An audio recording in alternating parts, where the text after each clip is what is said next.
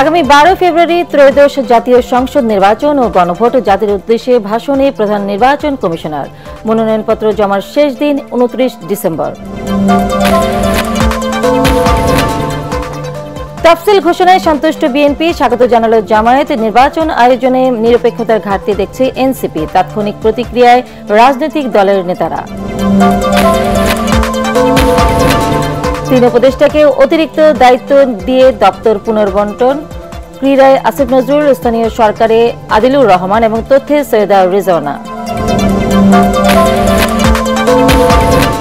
নির্বাচন সহজ হবে না, সতর্ক না থাকলে দেশের স্বাধীনতা সার্বভৌমত্ব হুমকির মুখে পড়বে, বললেন তারেক রহমান।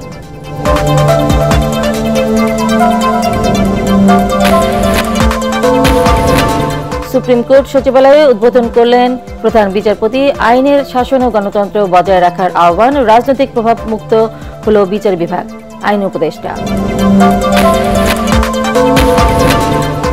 এবং শ্বাসরুদ্ধকর 32 ঘণ্টা পর গভীর নলকূপ থেকে শিশু সাজিদ উদ্ধার। হাসপাতালে নেয়ার পর মৃত ঘোষণা।